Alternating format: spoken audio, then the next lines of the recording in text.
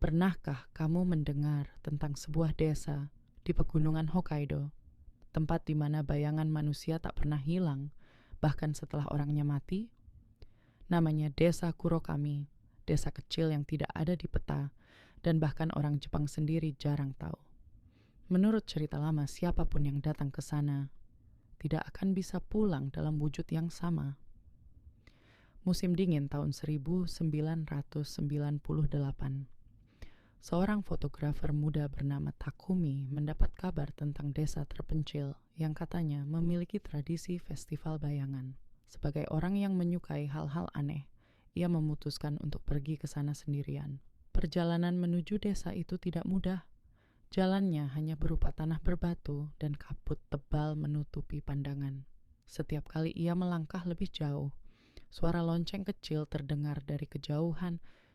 Ting, ting, ting. Padahal Takumi tahu tidak ada orang di sekitarnya. Sesampainya di desa, Takumi disambut oleh penduduk dengan wajah datar dan mata kosong. Namun mereka tetap sopan, menunduk pelan dan berkata, "Selamat datang, bayangan baru telah datang." Takumi menganggapnya hanya lelucon tradisional. Ia mulai memotret rumah-rumah tua yang terlihat masih bergaya Edo. Namun saat melihat hasil fotonya di kamera, ia terkejut. Di setiap foto ada bayangan tambahan, berdiri di belakang dirinya, meski Takumi yakin ia sendirian. Malam harinya, seorang nenek tua datang ke penginapan tempat ia tinggal. Nenek itu berbisik, "Kalau besok pagi kamu masih melihat bayanganmu sendiri, berarti kamu sudah diterima oleh desa ini." Takumi tidak paham maksudnya, tapi rasa takut mulai muncul. Ia menutup semua jendela, tapi tetap mendengar langkah kaki berderit di luar kamarnya. Saat ia mengintip, ia melihat bayangan dirinya sendiri berdiri di luar, bergerak tanpa tubuh. Ketika pagi datang, Takumi memutuskan untuk pergi.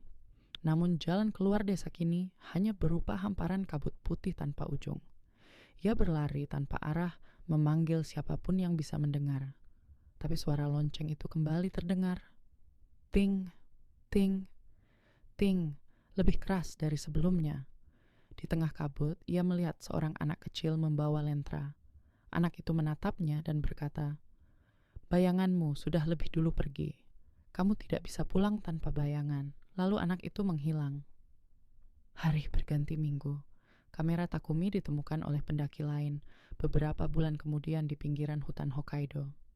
Semua foto di dalamnya menunjukkan desa tanpa manusia, hanya bayangan di tanah. Namun di foto terakhir, ada gambar Takumi tersenyum, tapi tidak ada bayangan di bawahnya.